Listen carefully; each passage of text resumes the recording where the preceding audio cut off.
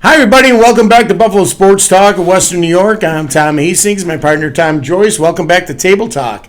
Tommy, we took an unexpected week off last week. I was just exhausted. I haven't had any really days off from my music stuff, and I just couldn't do it last week. Apologize to you, apologize to anyone watching. Just couldn't do it, but we are back today. And we're going to talk some Buffalo Sabres, Tom. Absolutely. Not too far away. We're looking at, this time of year, it's all football. The Sabres kind of, we've been, for the last, 14 years or so, there wasn't a whole lot to get excited about for Sabres season. But this year there is. So I think that more than we've seen in the recent past, people will be starting to focus on the beginning of the Sabres season, which is, something that traditionally around here, at least recently, has been pushed to the back burner with the Bills. Yeah, and, I thought it would be nice to talk about the Sabres today a little bit because the season doesn't start for a couple months, but, I'm still really excited about the upcoming season, and I just thought it would be nice to touch on them for a little bit. And here's the big question out there. Have they done enough? We had a great year last year. We got close, and I'm still hurting from that Game 7 against Montreal. Yeah. But you got to look at things now. Byram's gone. Greenway's gone. Tuck is gone. And there's no Hellebuyck. I thought for sure Hellebuyck was going to be signed. I thought we were going to get him. And there's still a possibility they can. We still have like a month or so where I think something could happen. But I'm just surprised they didn't go for it already. Yeah, goaltending, I think if you ask most Sabres fans, I've been talking to some real Sabres fanatics, to be honest with you, over the weekend, and there's a sense of disappointment in the goaltending area. Oh, yeah. And, last year we saw that series against Montreal when I think the Sabres were definitely the better overall team. And ultimately they came up short, and I think that was due to goaltending. Montreal just had better goaltending when it really mattered. And I think the people were hoping the Sabres would address goaltending over the offseason, and as you mentioned, to this point, they haven't.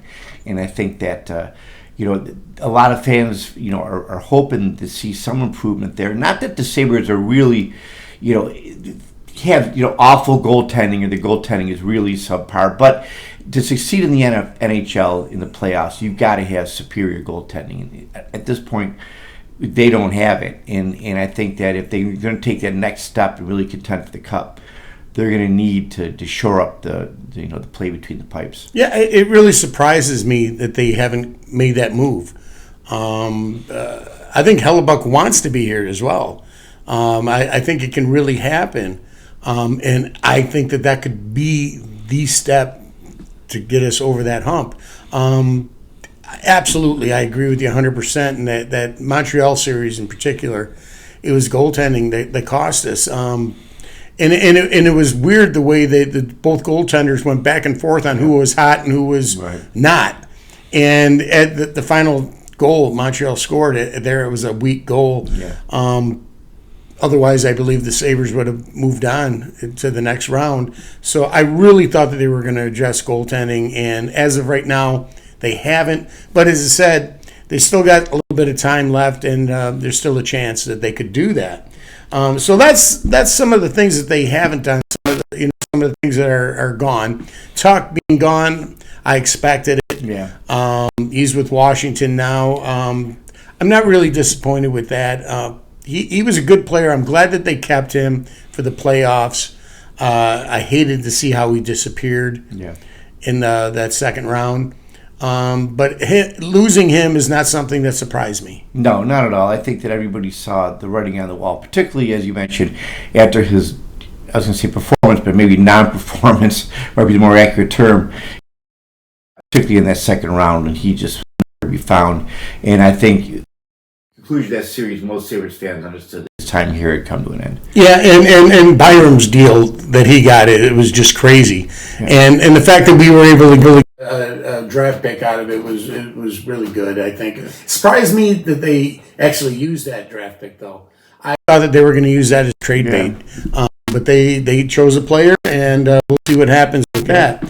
Now, on to some of the positives I think that have happened in the offseason is we did lock up Benson for 7 years.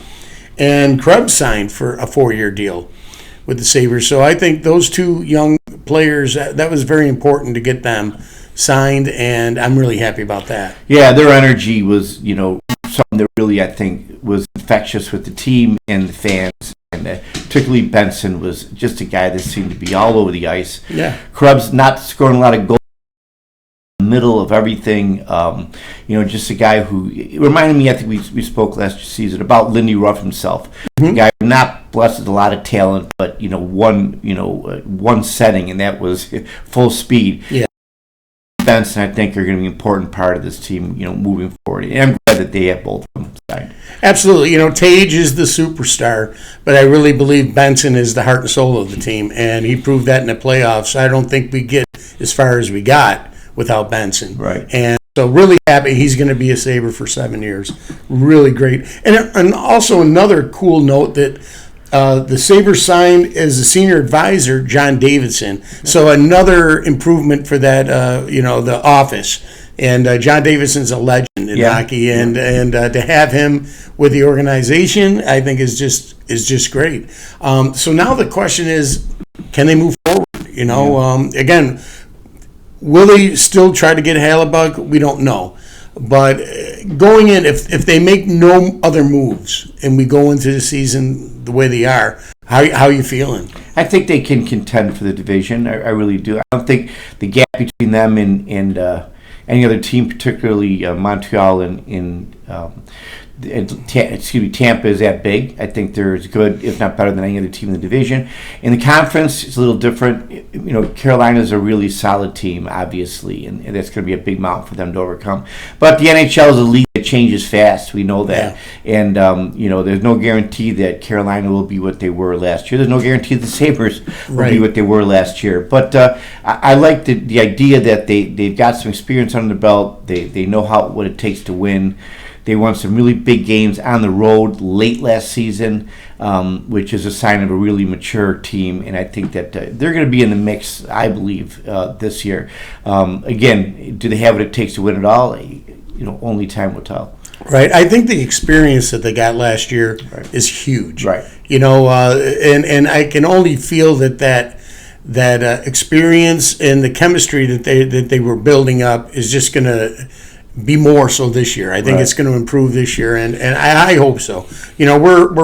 We've said it all the time. We're not experts. We're fans, and we talk like fans, and we're homers. Yeah. So we always want to see our team do the best. But I just think that with everything that happened last year, I think it was something that they can grow on. I'm also happy that they signed Lindy and that they kept him on as coach, and I just think he's due, and I think what did the Bills always say? Trust the process. Yeah. I think that I would love to see Lindy get there. Yeah. And to be at the helm of the Sabres when we finally cross over to that Stanley Cup. Yeah. We'll see what happens. But as I said, we have a couple months to go before the season. But I thought it would be nice to just touch on the Sabres for a little bit and get our thoughts. And ask you guys, too, what are your thoughts? What do you think? Did we make enough moves? Are we going to make a couple more moves before the season starts? We're right now $7 million under the cap. So we have some space to make some moves. And there's some players that can be moved around as well, too, to get a deal done. Hellebuyck's there. I'd really love to see that happen. I really see that. As you said, our two goalies, nothing against them. They had a fine year last year, but when push came to shove, they didn't have what it took in the playoffs to get that little something extra to get past Montreal, and I think that's really what the team needs. We'll see what happens there. Yeah. Let's move on right now to talk about the Bills for a little bit, Tom. They look good in the preseason so far, but I don't really hold much stock in preseason. But I think they look pretty good. Josh looked great on his opening drive. What do you think? Yeah, I think that obviously with the Bills, it's all going to come down to do you know who, and that's where we are as a franchise, and I think everyone understands we've been there for several years. We're a franchise that lives and dies on the efforts of one player. And, that's not a great place to be in always, obviously. But that's where we are. So, as Josh goes, so goes the team. Right. And, he's shown himself so far in very limited exposure to be exactly where we think he's going to be, where he's, supposed to be, which is, one of, if not the best in the league. And, keep him healthy, get him out there the first game and let him, do what he does best and give as much support to him as they possibly can. I think that, the Bills this season have a lot to prove.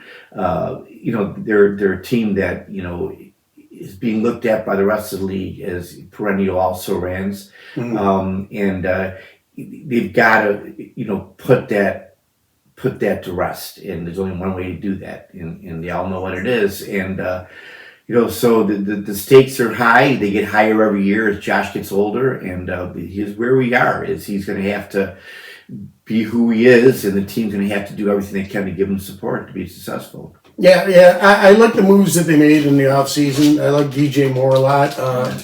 I think that, listen, I got a lot of flack from a few people over our last show.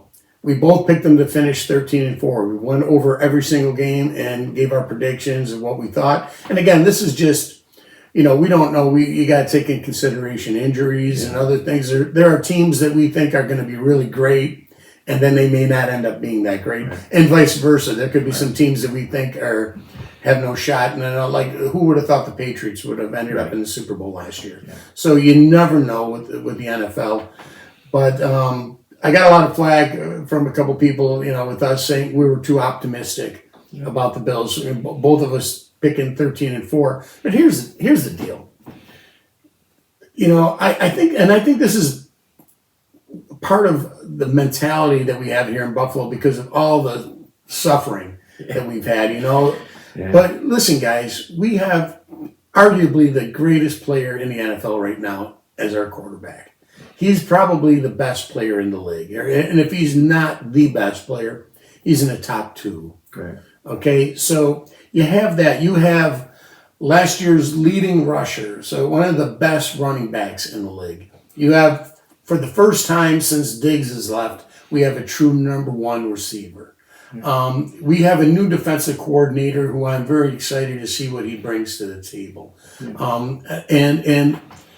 I've heard over and over from the experts on ESPN and Colin Cowherd and all the the big media talking heads, how what held the Bills back for years was that they had a defensive head coach.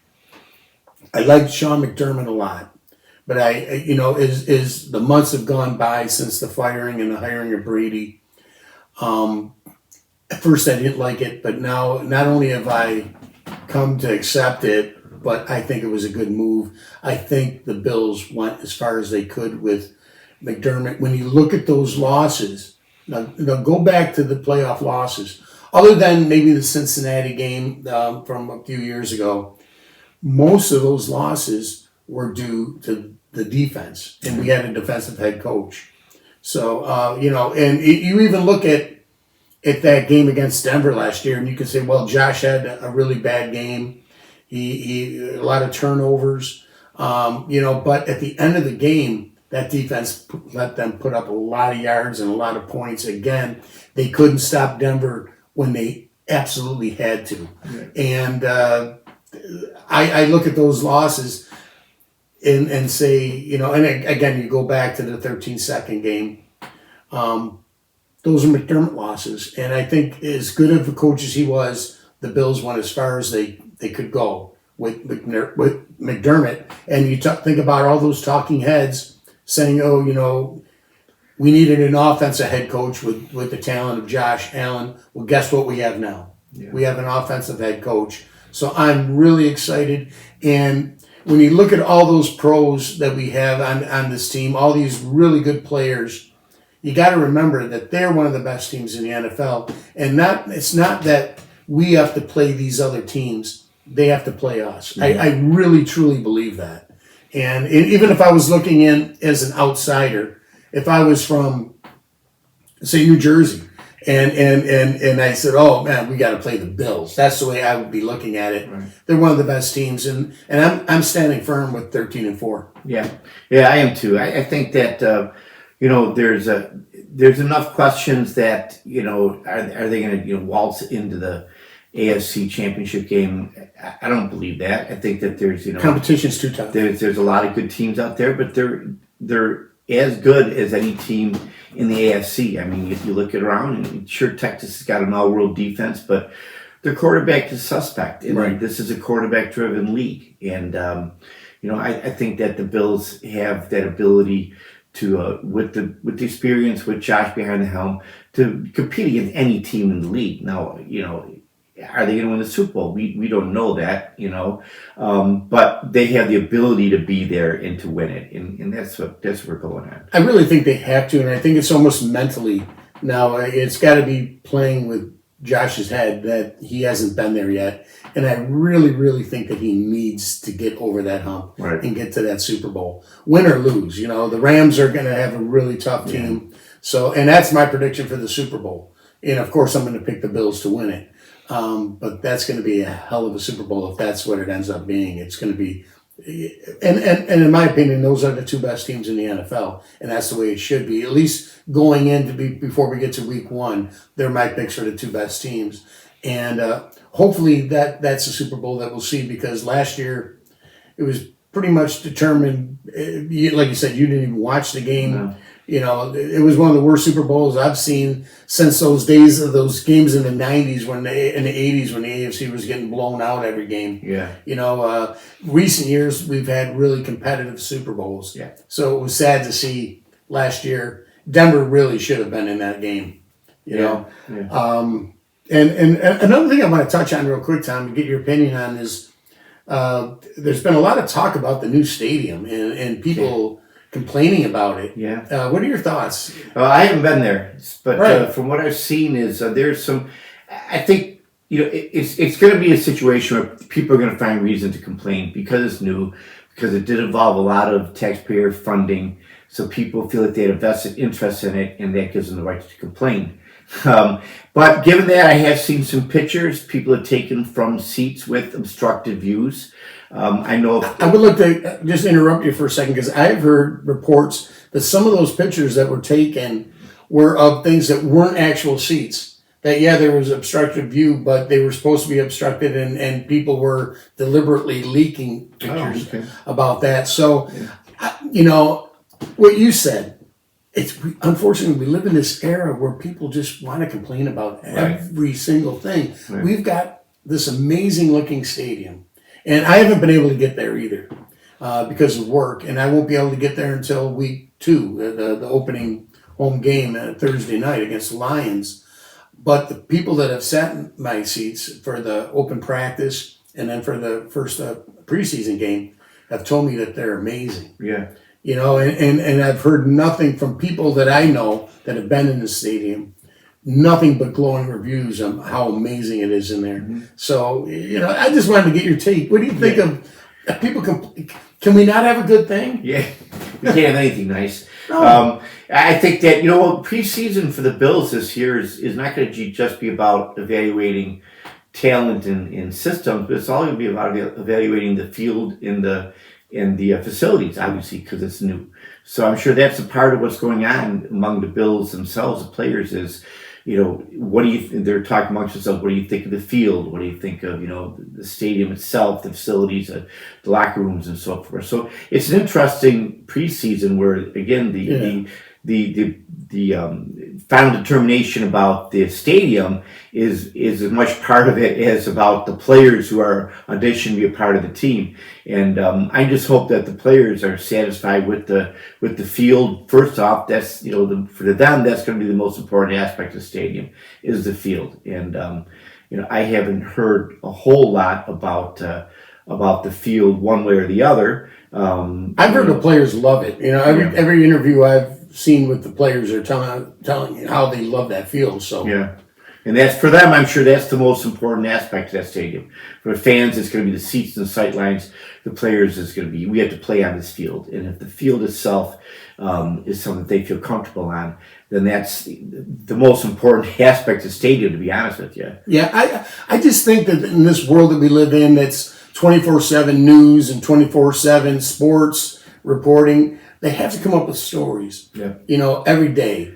And I think this is a big nothing burger. Yeah. Really, I think we're not going to know. You're not going to know how that stadium truly is until we get to a real game. Yeah. And you can say how nice it was in the preseason.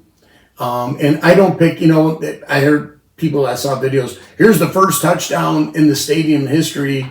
It doesn't count. Right. For me, unless it counts on your career record, it doesn't matter. Right. It's not going to count until Thursday night. The true first touchdown is going to be scored in that game, and the true atmosphere of that stadium is going to come out in week 2 against Detroit. That's when we can start really judging our feelings about the stadium. Otherwise, it's all just people making noise right now. Yeah. I just heard, as far as my view goes, like my view of the stadium from our seats, people have told me it's fantastic, and I'm sitting on the 20 this year, not the 50. So we moved a little bit. So, but they said it's unbelievable. I hear you can walk through the stadium, and everywhere you walk, there's a view of the field. Mm-hmm. So you can walk up to the 50-yard line if you want, stand there, have a beer, and watch the game. So and there's now, instead of having just concession stands where you can buy hats and stuff, they have stores in there. Actual stores. Mm-hmm. They have where you can buy food, and it's all based wherever you are around the stadium on Buffalo history. There's a food stop where it features like food from Black Rock and from all different cultures in Buffalo. I think it's going to be an amazing experience. I can't wait. I just wish it was here already. I can't stand that I have not been at that stadium yet. Yeah. It's driving me nuts. But if she's watching this, my wife is making me work too hard. Yeah. Where I couldn't go to those games. I love her, and I'm kidding. And I love what we do, but man, I can't wait to get to that stadium. Yeah, I think that the Bills themselves can't wait to it's for real in that stadium and put all the anticipation behind them and get the fans, used to that environment and make it a comfortable experience for everyone, fans and players. Yeah, I want to touch real quick on something too that's really tragedy. And it's hard to talk about, and I just only want to give maybe a couple minutes to it, and that's the tragic loss of Ed Oliver's son, only 3 years old. Tommy, I can't imagine. Yeah, as both of us are fathers and grandfathers, mm-hmm. It hits home. It's unfathomable, really, in the people who involved in the Oliver family are, I'm sure, devastated. Our thoughts, our prayers are out to them. Yes, and again, it reminds us once again of, it came not too long after the passing of Hayden Panettiere, the actress, that people put fame and wealth on a pedestal and think that people who have these things somehow are immune to the difficulties of the rest of us. We're all human, but it's not true. And money, fame in the long run does not preclude anyone from going through tragedies and difficulties. And this is just another unfortunate reminder of that. And again, our prayers are with her. And it reminds you once again that we're talking about a game here, and that's right. Real life. This is real life, and this is something that just changes a person forever. And the one thing you can take out of it, though, is I believe that team culture that they have, that family that they feel, that family atmosphere that they have with the Bills. You hear Josh every time he comes out on the field before, when they're huddling up, telling him that he loves them. Yeah. And he made a statement about the only thing we can do really is to love them up as much as we can, and I see them doing that, and it's times like that when I think you need to have your family and your friends there for you. And I think Ed, if he's fortunate about anything, is he's on a team that has that culture, that family culture, and it's really led by Josh. And if Ed's fortunate about anything, is that he has at least that culture with the Bills. Right. So just again, we just wanted to touch on that really quickly. And yes, our prayers and our thoughts are with the Oliver family, and I just can't imagine it. Yeah. Okay, guys. Before we close up, I want to just touch briefly on one of my favorite sporting events of the summer, especially at the end of the summer here in late August, and that is the Little League World Series. Tommy, I have a blast watching these guys play. These kids play. It's unadulterated sports entertainment. And it's sports boiled down to its best components. It really is. It's what it's all about. Yeah. When you see the joy on these kids' faces, when you see the agony when they lose on their faces, and the games are so fast paced and entertaining. It's some of, I think, the most compelling television you can watch. Sports or entertainment. It's so compelling watching these games, Tommy. I've been rooting for Jersey, and they have a kid on that team that is just a monster. He's just so good. And they've been winning and looking unstoppable. And then I watched the game they played recently, I think it was yesterday, the day before, against Iowa. Well, they ran into this pitcher, this kid that struck out 15 batters. Yeah. For Iowa, struck out 15 New Jersey batters, and Iowa handed them their first loss.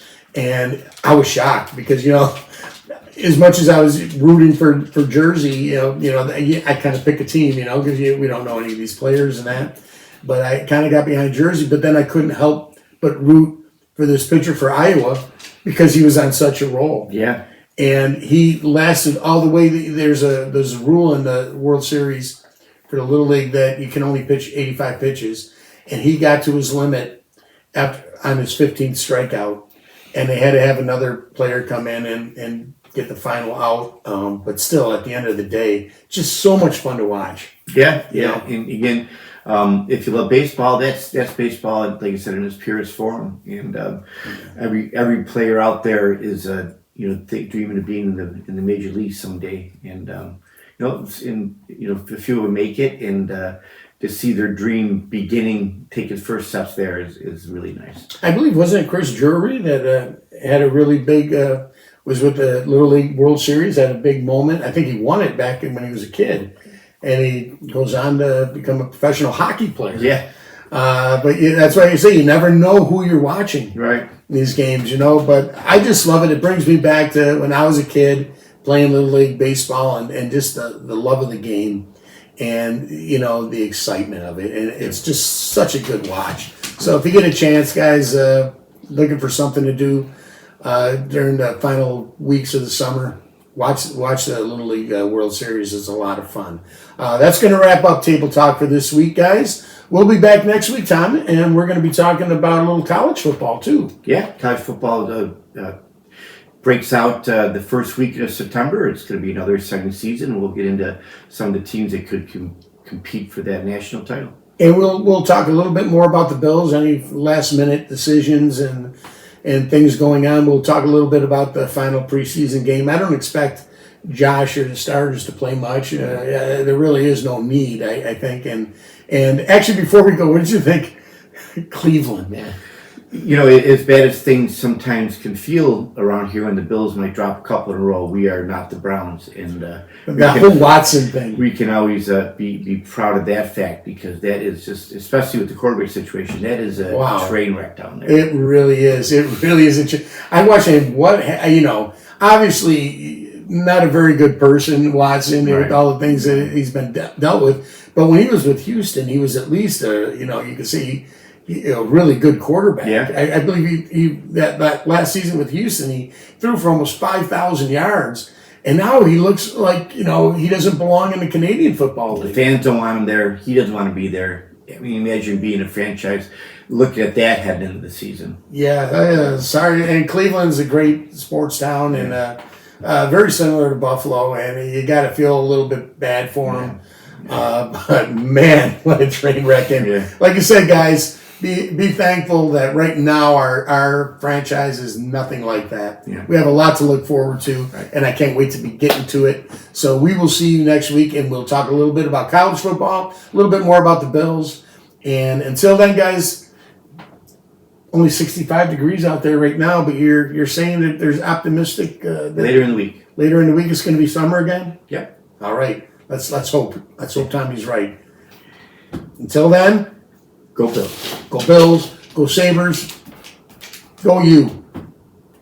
Even go the dog. You know? We'll see you next time, guys. Bye.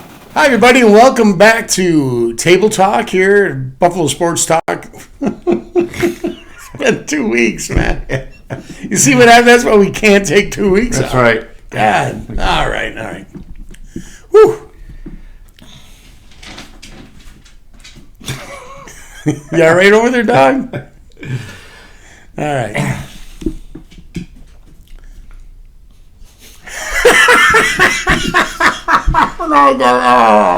Here we go again. Oh, no. Oh, no. You see what you did? Oh, it's been a long road. All right. Yeah. Here we go. Get it a second here. I'm freaking tired. All right.